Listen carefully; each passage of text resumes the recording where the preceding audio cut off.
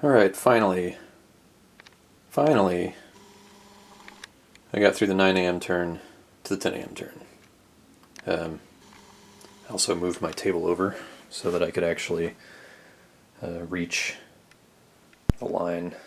My table was here. It was kind of blocking the main line of troops, especially since I've got most of the fighting happening up here on the McDonald Field, at the south end of the McDonald Field. So, turn my lights up a little bit here. Oh, I guess they're about as high as they can go. It's kind of dark out today, so lighting's not the best. Basically,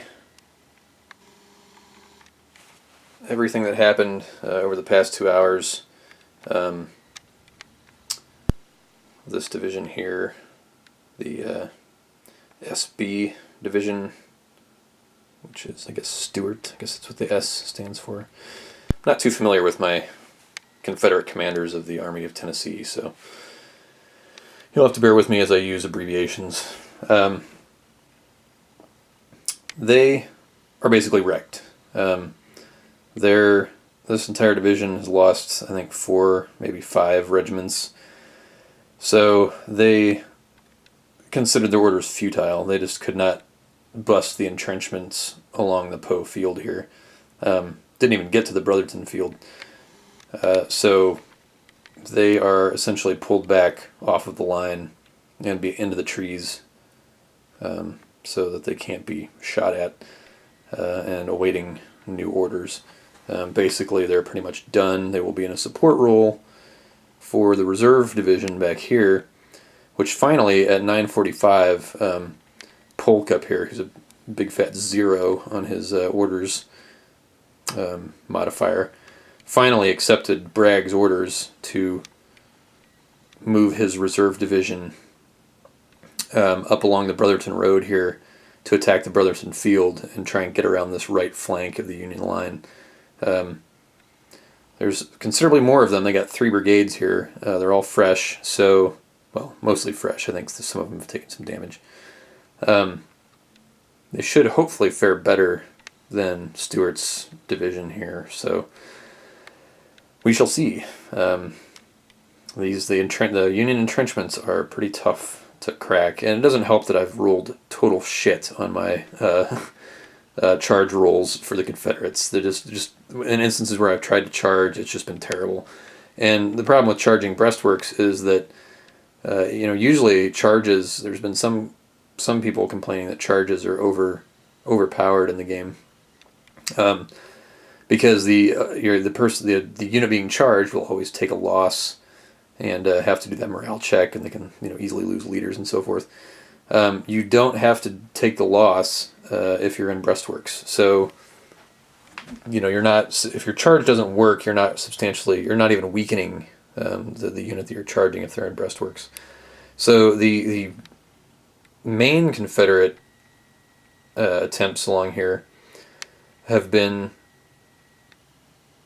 just firing as opposed to charging, because all my charges have failed, and then these guys are locked in Zocks in front of these entrenchments, and they're just exchanging fire. And the problem is, you can see, this was, this is Cheatham? No, Cleburne's. Cleburne's division here has basically just disintegrated. They just smashed into the Union line along Lafayette Road here in Kelly Field and just went to pieces. There's a couple of units that are shaken. You can see there's some routed guys back there, some DG guys, more shaken guys. There's some guys. This is a pretty big stack here under Polk, under the line, with his brigade, which is about all that's left. And you can see they've pushed a couple of. I finally got some big stacks together and was able to push some Union units off the line. But again, this is through fire combat, not charging. So these guys are not advancing after combat. And the Union's got enough defensive depth here that they've been able to shift guys back up to the line when they get pushed off. So the Union has taken casualties, and you can see here at our casualty list. I mean, obviously the Confederates have taken a lot more. The Unions lost one of their U.S. regular units, which, interestingly, I'm not sure why the morale is so low on U.S. regulars, because you'd think the Army regular guys would be a little better trained. But they've lost. The Kentucky Regiment was one of the ones that was up there in the McDonald Field, and that Union left, which I'll go on to in a minute. That's the only place the Confederates have had all that much success. But you can see here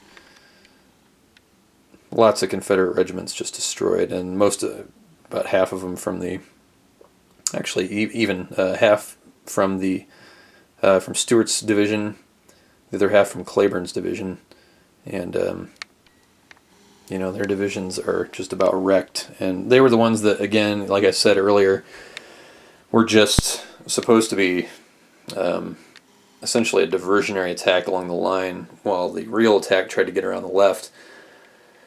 So let's take a look up here at the left. You've got, initially it was the the 1st Brigade of the 2nd Division of the 14th Corps, and that was under Beatty here. That was the initial brigade that was all that was there along that creek, and you can see they've been totally routed off of that initial line by the Confederate attack. One of their units was caught up right in here, while the other guys all fell back, and that was the destroyed unit that we saw back there, the Kentucky Regiment, that just got completely annihilated. They dealt out some good damage on their way down, but ultimately got cut off and destroyed. The rest of them, you can see, have been pushed back. There, the 42nd Indiana was pushed back down the Lafayette Road. Beatty, he's got like just a scrap of a regiment left under him.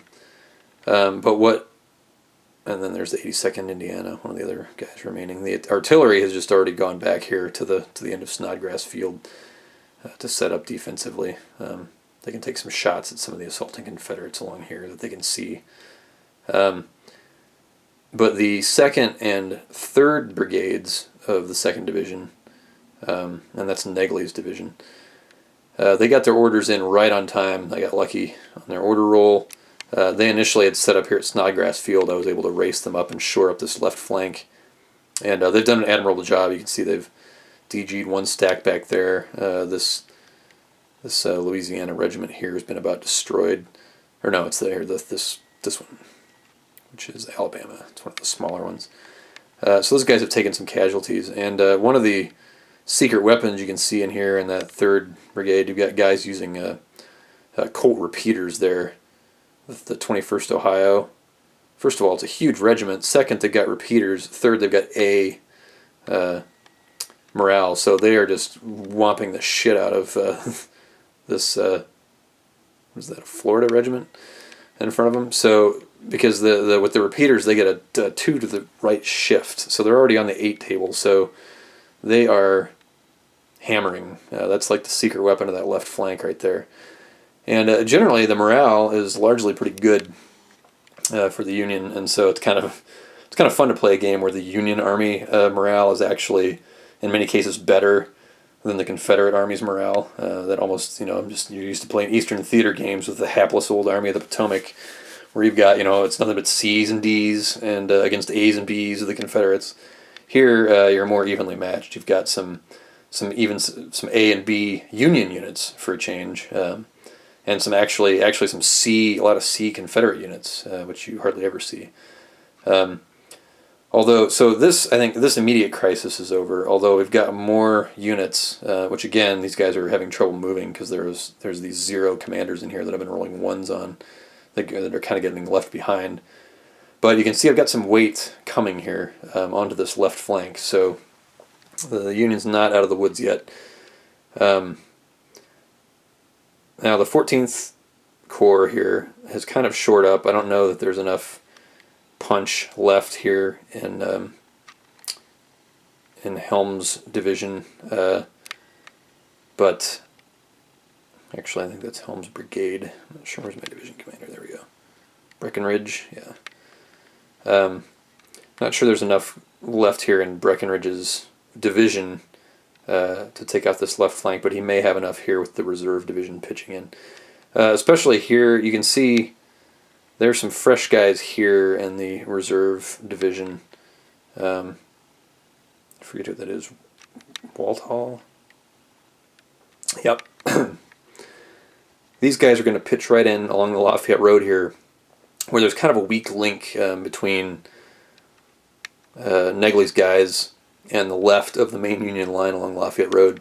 And you can see here, there's these guys from the 20th Corps. They're all pretty poor, and they're all damaged too. None of these regiments are very big, and they've got some fresh guys coming right at them. So I did run over the 3rd Brigade here of the 21st Corps.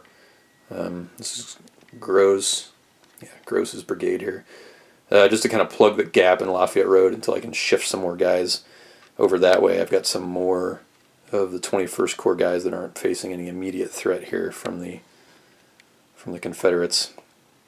I may be able to shift them up to try and address that that weakness there in the Union line. So that's where things stand right now at the start of the 10 a.m. turn. One thing, I could add some weight to the Confederate attack by just having Forrest's cavalry pitch in here. The problem is that doesn't. I mean, their orders are finished. They were supposed to support the north flank of Breckinridge's assault in McDonald Field. They didn't have any orders to attack. They were just supposed to move up there and support that flank. And really, at saying, okay, Forrest, have your cavalry frontally attack an infantry position, it would just feel very ahistorical to me. There's no, Bragg would not do that. He would not say, hey, we can almost turn this flank. Let's pitch the cavalry in to an assault on a Union line. I know on the Western Front that the Cav operated dismounted a lot. But that didn't really extend doctrinally to assaulting infantry positions, as part of infantry operations. He wouldn't just say, hey, stop what you're doing as a flanking guard and pitch into the main assault, just because we can turn them if you guys pitch in. It's just they didn't think that way. So I don't want to write orders for those guys to go around the flank and attack the artillery at Snodgrass or something. It's just not how the Cav would have been used, although the scenario doesn't actually have any restrictions on them, so I suppose some people probably would do that.